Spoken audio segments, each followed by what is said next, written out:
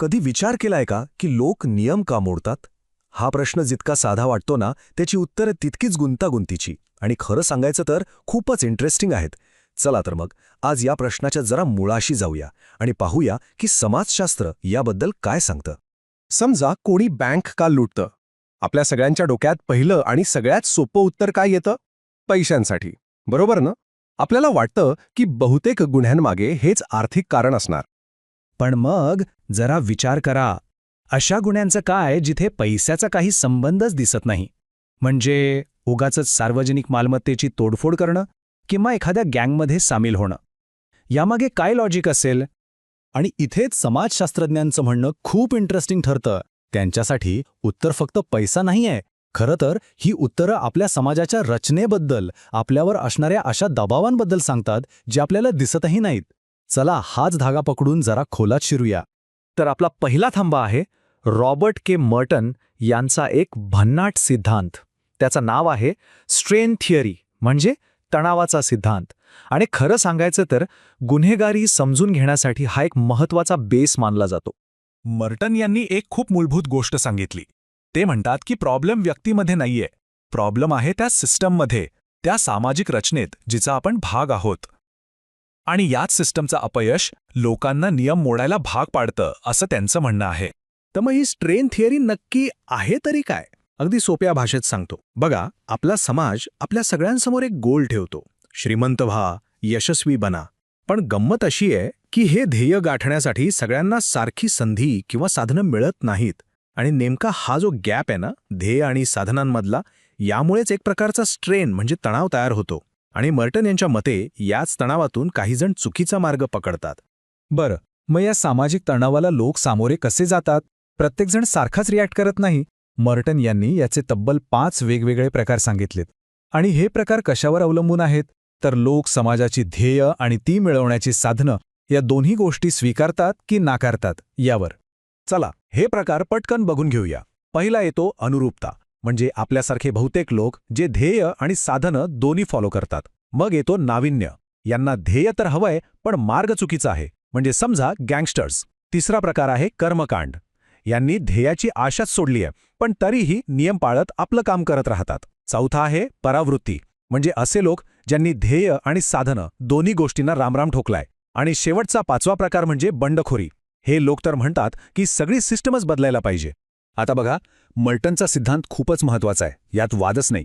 पण तो जास्त करून पैशासाठी होणाऱ्या गुन्ह्यांबद्दल बोलतो. मग पुन्हा तोच प्रश्न, गँगमध्ये होणारी हिंसा किंवा ती विनाकारणाची तोडफोड, याचं काय? याचं उत्तर शोधण्यासाठी आपल्याला पैशांच्या पलीकडे पाहावं लागेल. खरं तर मर्टनची स्ट्रेन थिअरी ही एक सुरुवात होती, एक पाया होता. आणि ह्याच पायावर पुढे इतर विचारवंतांनी काम केलं आणि त्यातूनच जन्म झाला उपसंस्कृतिक सिद्धांतांचा. हे सिद्धांत आपल्याला गुन्हेगारीच्या काही वेगळ्याच बाजू दाखवतात. मर्टनच्या सिद्धांतावर एक मोठा प्रश्नचिन्ह उपस्थित झाला. तो फक्त पैशासाठीच्या गुन्ह्यांबद्दलच का बोलतो? मग ती निरर्थक हिंसा त्याचं काय? आणि बरोबर याच प्रश्नाचं उत्तर द्यायला पुढे आले अल्बर्ट कोहेन. त्यांनी एक जबरदस्त मुद्दा मांडला. ते म्हणाले की काही तरुणांसाठी पैसा महत्त्वाचा नसतोच मुळी. त्यांच्यासाठी महत्त्वाचं असतं ते म्हणजे त्यांच्या ग्रुपमध्ये मिळणारा स्टेटस, म्हणजे प्रतिष्ठा. आणि यातूनच 2 मुख्य सिद्धांत पुढे येतात. पहिला म्हणजे कोहेनचा स्टेटस फ्रस्ट्रेशन सिद्धांत. म्हणजे काय तर जेव्हा तरुणांना समाजात हवा तसा मान सन्मान मिळत नाही तेव्हा ते निराश होतात आणि मग हीच प्रतिष्ठा मिळवण्यासाठी ते गँगमध्ये सामील होतात आणि हिंसेसारख्या गोष्टींमधून स्वतःचा स्टेटस बनवतात. दुसरा महत्त्वाचा सिद्धांत मांडला क्लोवार्ड आणि ओहलिन यांनी. त्यांचं म्हणणं होतं की एखादी व्यक्ती कोणता गुन्हा करेल हे तिच्या परिसरात कोणत्या गुन्हेगारी संधी उपलब्ध आहेत यावर अवलंबून असतं. म्हणजे सोप्या भाषेत संधी मिळेल तसा गुन्हा. ओके, तर आत्तापर्यंत आपण व्यक्ती आणि गटांबद्दल बोलत होतो. पण आता थोडं झूम आउट करूया, कारण काही सिद्धांत असे आहेत जे व्यक्ती किंवा गटाला नाही तर थेट संपूर्ण व्यवस्थेवरच बोट ठेवतात. इथे आपल्याला 2 अगदी वेगवेगळे दृष्टिकोन दिसतात. एका बाजूला आहे मार्क्सवाद, जो म्हणतो की मूळ समस्या तर भांडवलशाही व्यवस्थेतच आहे. आणि दुसऱ्या बाजूला आहे प्रतिकात्मक अंतर्क्रियावाद, जो म्हणतो की खरी समस्या ही आहे की आपण काही गोष्टींना गुन्हा असं लेबल कसं लावतो, त्यावर शिक्का कसा मारतो. मार्क्सवादी दृष्टिकोन काय सांगतो? त्यांचं म्हणणं आहे की भांडवलशाहीच गुन्हेगारी निर्माण करते. कसं? तर ही व्यवस्था गरिबी आणि एकटेपणा वाढवते, ज्यामुळे कामगार वर्ग गुन्हेगारीकडे वळतो. एवढंच नाही तर कायदेसुद्धा म्हणे श्रीमंतांच्या मालमत्तेचं संरक्षण करण्यासाठी बनवले जातात आणि न्यायव्यवस्थासुद्धा गरिबांवर अधिक कठोर असते असा हा दृष्टिकोन मानतो. आता येऊया दुसऱ्या तितक्याच इंटरेस्टिंग सिद्धांताकडे, लेबलिंग थिअरी म्हणजे शिक्केबाजीचा सिद्धांत. हा सिद्धांत काय म्हणतो माहितीये की कोणतीही गोष्ट मुळात गुन्हा नसते, ती गुन्हा तेव्हा बनते जेव्हा समाज तिच्यावर गुन्हा असा शिक्का मारतो. आणि एकदा का एखाद्या व्यक्तीवर गुन्हेगार असा शिक्का बसला की मग तोच शिक्का त्याला आणखी गुन्हेगारीकडे ढकलतो. कमाल आहे ना? या सिद्धांताचे जनक हॉवर्ड बेकर यांचे एक प्रसिद्ध वाक्य आहे. ते म्हणतात की गुन्हा म्हणजे फक्त एक कृती नाही, तर समाज त्या कृतीकडे कसा पाहतो हे महत्त्वाचं आहे. म्हणजेच काय गुन्हा आहे आणि काय नाही हे समाजच ठरवतो. ती एक सामाजिक रचना आहे. बरं, आता हे सगळे सिद्धांत ऐकून झालं, पण प्रश्न हा आहे की ह्या थिअरीजचा प्रत्यक्ष आयुष्यात म्हणजे पोलिसांच्या कामावर वगैरे काही परिणाम होतो का? तर उत्तर आहे हो, नक्कीच होतो. आणि याचं सगळ्यात मोठं आणि प्रसिद्ध उदाहरण म्हणजे ब्रोकन विंडोज थिअरी. कल्पना करा, एखादा परिसर आहे जिथे खूप अस्वच्छता आहे, काही ठिकाणी मोडतोड झालेली आहे. काय वाटतं ते बघून? ब्रोकन विंडोज सिद्धांत सांगतो की मोठ्या गुन्हेगारीची सुरुवात नेमकी अशाच छोट्या छोट्या गोष्टींकडे दुर्लक्ष केल्यामुळे होते.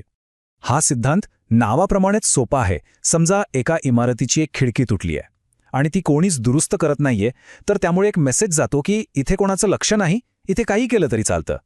आणि मग काय? लोक बाकीच्या खिडक्याही फोडायला लागतात आणि हळूहळू त्याच परिसरात मोठी गुन्हेगारी घर करायला लागते. आणि तुम्हाला आश्चर्य वाटेल, पण याच सिद्धांतावर आधारित न्यूयॉर्क शहरात एक झिरो टॉलरन्स पॉलिसी राबवण्यात आली. म्हणजे काय? तर अगदी छोटे छोटे गुन्हेसुद्धा खपवून घ्यायचे नाहीत. यामागचा विचार असा होता की छोट्या गुन्ह्यांना आळा घातला की मोठे गुन्हे आपोआप कमी होतील. आणि हे यशस्वीसुद्धा झालं. पण यावर एक मोठी टीकासुद्धा झाली की या पॉलिसीचा वापर काही विशिष्ट वंशीय गटांना टार्गेट करण्यासाठी केला गेला. तर मग लोक नियम का मोडतात या एका प्रश्नापासून सुरू झालेला आपला प्रवास कुठपर्यंत आला बघा. आपण जणू काही समाजशास्त्राची एक छोटीशी सफरच केली आणि यातून एक गोष्ट स्पष्ट होते की ह्याचं उत्तर कुठल्या एका व्यक्तीपुरतं मर्यादित नाही. ते थेट समाजाची रचना आणि आपल्या विचार करण्याच्या पद्धतीपर्यंत जाऊन पोहोचतं. आणि शेवटी हा सगळा विचार आपल्याला एका मोठ्या प्रश्नासमोर आणून उभा करतो. जर गुन्हेगारीसाठी समाजाची रचना, समाजाने मारलेले शिक्के आणि समाजाने केलेलं दुर्लक्ष कारणीभूत असेल, तर मग एक समाज म्हणून आपली जबाबदारी नक्की कुठे आणि कशी सुरू होते? विचार करण्यासारखी गोष्ट आहे, नाही का?